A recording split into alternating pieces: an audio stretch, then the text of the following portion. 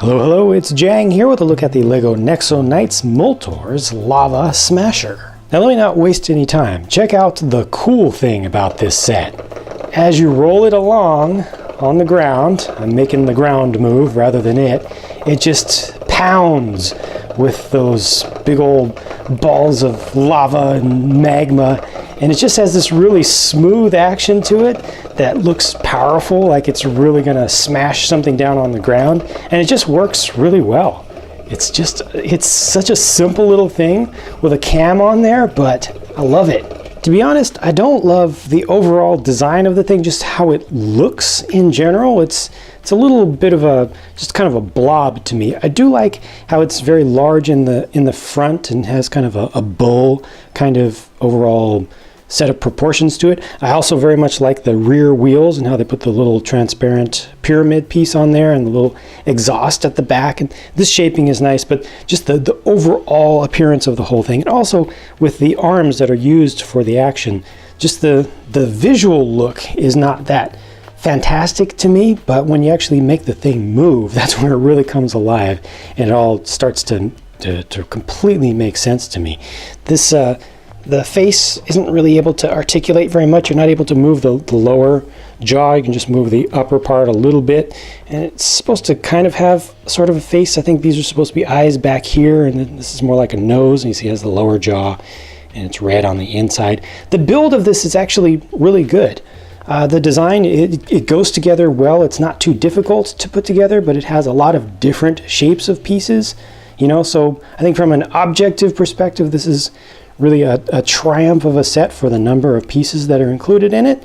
It just to me at first glance doesn't look that exciting until you actually start to move it. It does have an additional action here in the form of two small catapults with just the little 1x1 cylinder pieces in dark brown. Those can fall out easily if you pick the thing up a lot, but you can just kind of set them up here, to make them stay, and they shoot off pretty well. The cockpit has just a single little printed tile piece, a piece that we've gotten many times before, but Moltor is able to sit in there pretty comfortably. It's a little bit of a snug fit, but it works. And then this is a nice new piece that they've introduced for Nexo Knights here with the print on it. It looks really good. Nice crackled kind of appearance and just harkens back to some of the Power Miners stuff. And it's also good to get this half of a rock piece here in transparent orange rather than a neon color.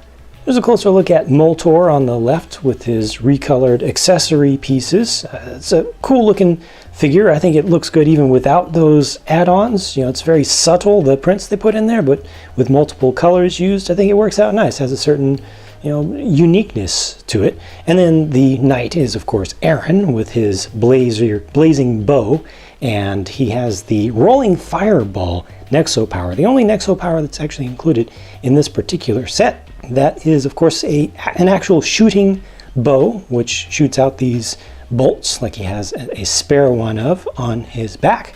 There's his alternate face and his back torso printing, and with all the armor removed, you can see his normal face clearly, and also all the print that goes all the way down from the torso through the hips and all the way down, all the way to the feet. So nice coverage, and lots of metallic print is included on there as well. Let's give this thing a quick little shot. All right. At first glance, the set seems a bit hopelessly imbalanced, with just a foot soldier on foot going up against a vehicle which can presumably travel pretty quickly, but in the description, LEGO plays up the fact that this is a hover shield, so Aaron is able to make quick getaways, and he gains a lot of agility that way, so he's able to get around and probably turn more quickly than this thing, and he may actually be able to defeat it by himself. It'll just take some extra skill. This is an objective in the set, and it's not just another book of evil. This is the book of chaos.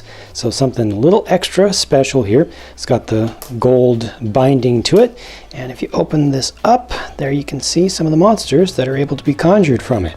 Yep, so for me, this is not a good set for display, but it is a good set for play. Given that Nexo Knights is all about play, I think that LEGO did a really good job here. Let me know your thoughts down in the comments, and I'll talk to you again soon.